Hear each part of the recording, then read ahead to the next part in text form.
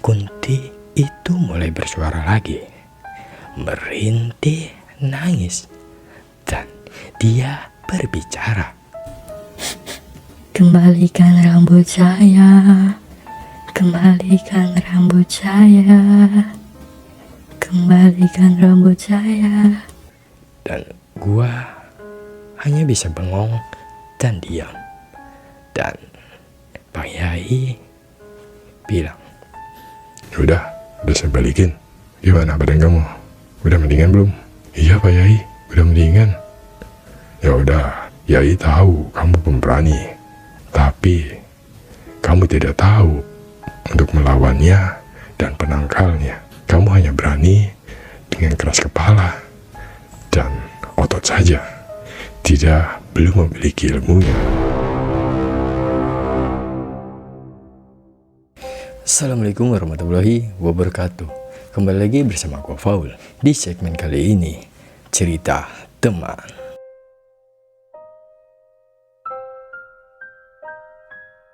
Dimana waktu teman gua pesantren di salah satu pesantren di Jawa Barat.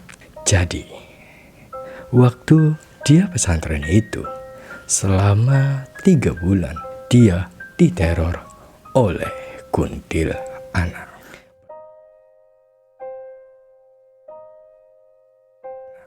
Bagaimana kisah selengkapnya? Oke, sebelum kita melanjutkan ke videonya guys, jangan lupa klik tombol subscribe, like, dan komen. Dan jangan lupa juga nyalakan lonceng notifikasinya agar kalian tidak ketinggalan video terbaru dari gua guys. Oke, di sini aja.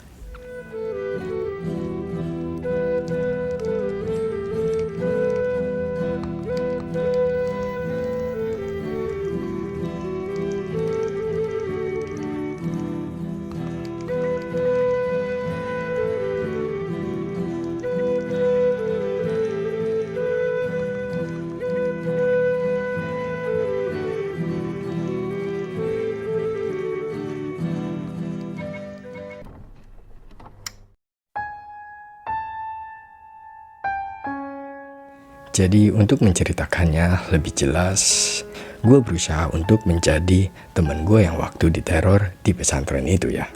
Jadi awal dia diteror sama kuntilanak ini ialah dimana dia pada malam hari kelaparan dan mengambil buah-buahan yang ada di belakang pondok. Jadi di belakang pondok ini adalah kebun Pak Kiai.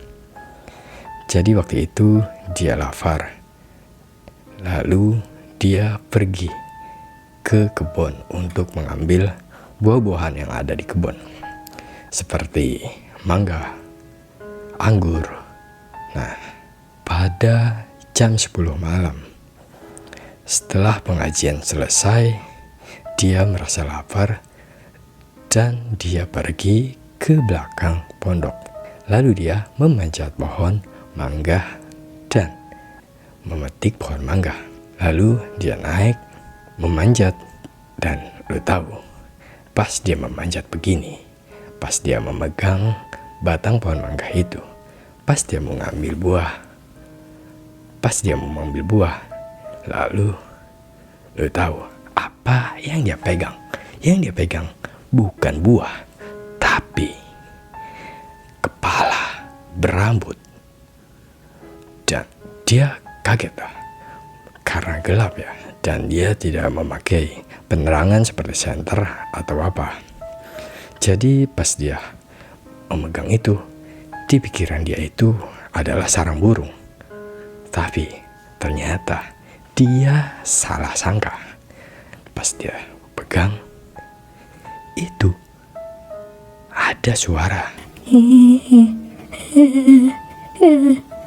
Lalu karena gua orangnya sangat berani dan tidak takut sama yang namanya hantu, setan, atau apalah sejenisnya. Lalu dijambaklah ya kepala itu di pohon mangga itu, lalu dia banting ke bawah. Dan setelah dia turun, dia menghampiri dan dia mencari yang dia lempar itu. Ternyata tidak ada jejaknya sama sekali. Pas dia keliling mencari, tidak ada.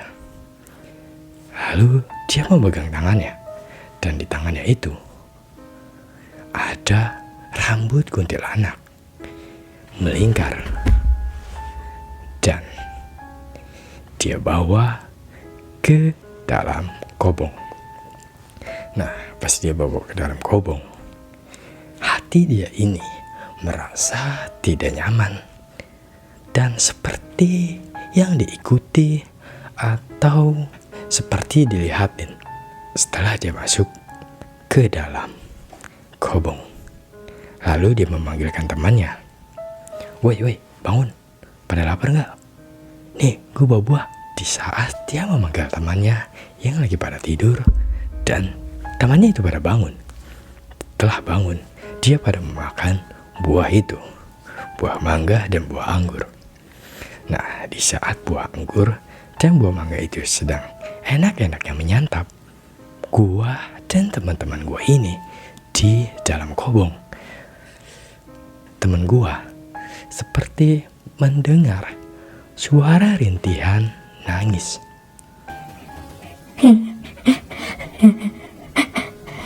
Seperti itu. Dan karena gua orangnya tidak takut ya, lalu gua samperin lah. Gua keluar dan gua lihat di atas kobong ternyata tidak ada apa-apa. Temen gua pada ketakutan di dalam kobong itu. Dan setelah temen gua pada tidur, gua masih belum tidur karena hati ini masih berdebar kencang. Ada rasa seperti berdebar-debar, merinding, tapi hati ini tidak ada rasa takut sedikit pun. Dan pada pukul jam 00, gua masih belum tidur.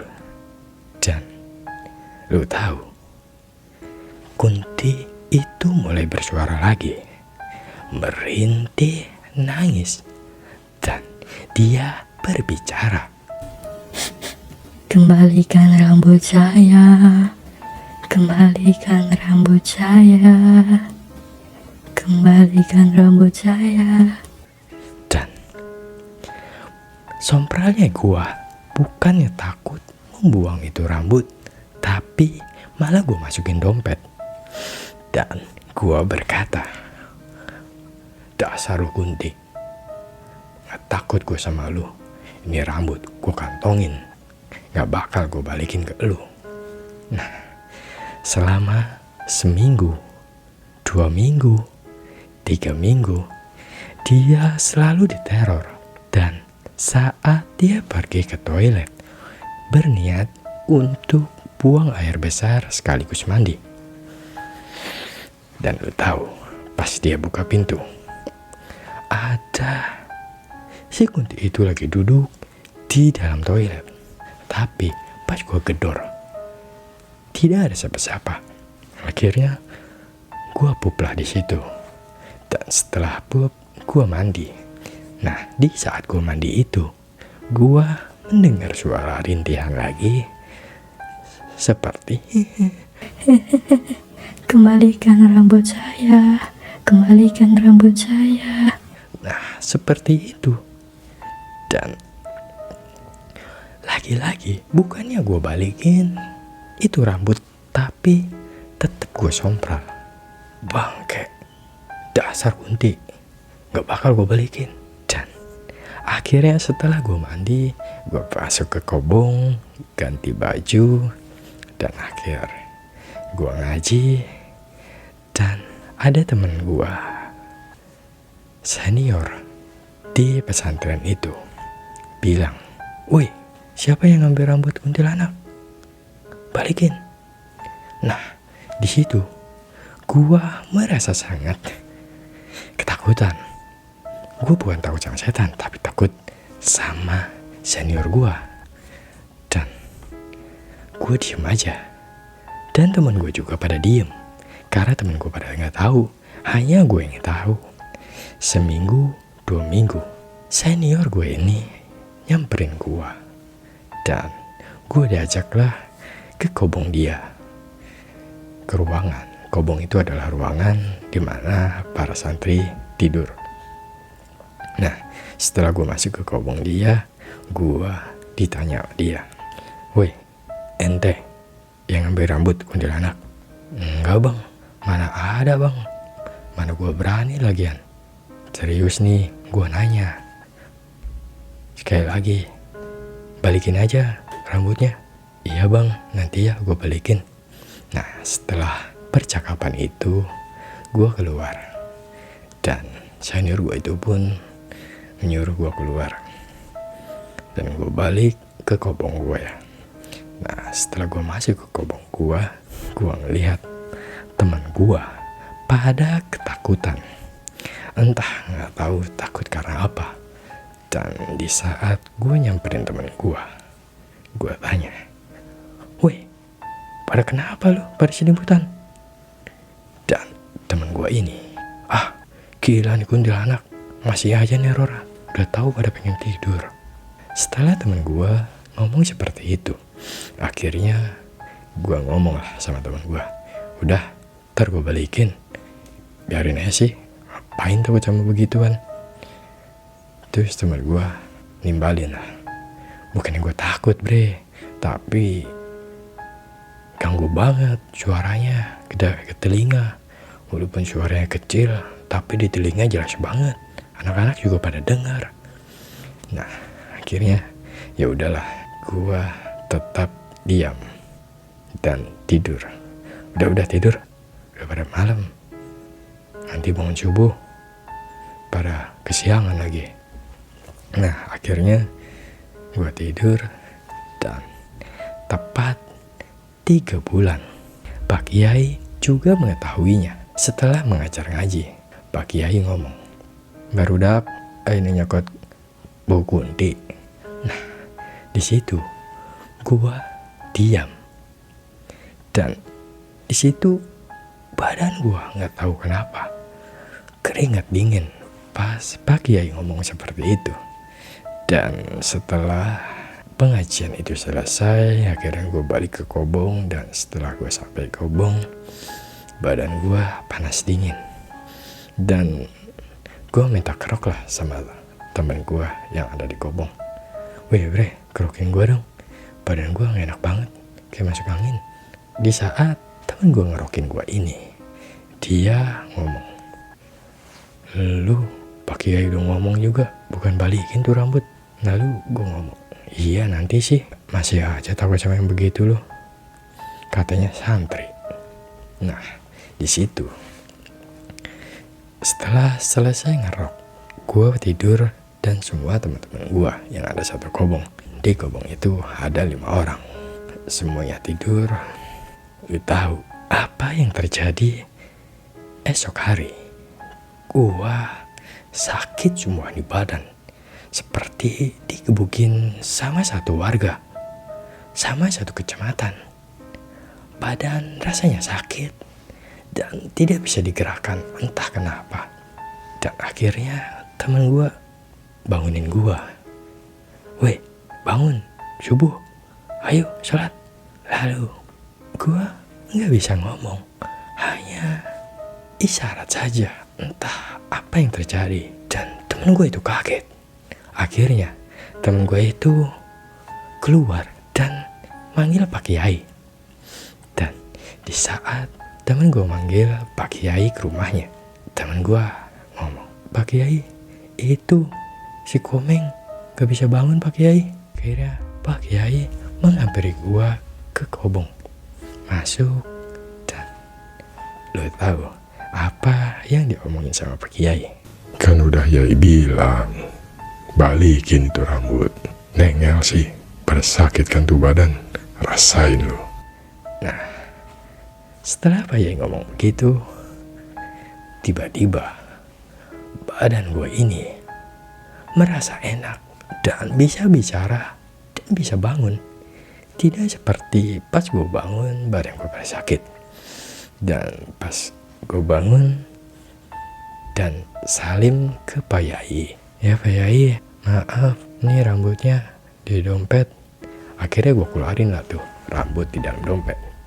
Gue kelirin ke dompet dan gue kasih Pak Kiai. Dan gue tahu pas dipegang Pak Yai hilang seketika. Entah, gue juga gak tahu kenapa itu bisa hilang pas dipegang Pak Yai. Dan gue hanya bisa bengong dan diam. Dan Pak Yai bilang, Udah saya balikin. Gimana badan kamu? Udah mendingan belum? Iya Pak Yai, udah mendingan. Ya udah, Yai tahu kamu pemberani. Tapi kamu tidak tahu untuk melawannya dan penangkalnya. Kamu hanya berani dengan keras kepala dan otot saja. Tidak, belum memiliki ilmunya. dan gue hanya bengong dan tertunduk malu. Karena gue merasa memang gue gak bisa apa-apa. Dan akhirnya Pak Yai itu pamit. Dan gue normal. Temen gue normal, satu kobong. Tidak diteror sama tangisan kuntilanak. Dan senior santri datang menghampiri gue. Dan dia menasehati. Lalu gue akhirnya jadi akrab sama santri senior itu. Akhirnya gue banyak belajar dan banyak bertanya sama santri senior itu. Dan cerita pun selesai dengan selamat. Oke, dulur dan kawan-kawan, gimana kisahnya? Rambut kuntilanak ini, gimana menurut kalian? Komen di bawah. Dan sebelum kita berpisah, jangan lupa klik tombol subscribe, like, dan komennya. Dan jangan lupa juga nyalakan lonceng notifikasinya agar kalian tidak ketinggalan video terbaru dari gua. Assalamualaikum warahmatullahi wabarakatuh. See you next video.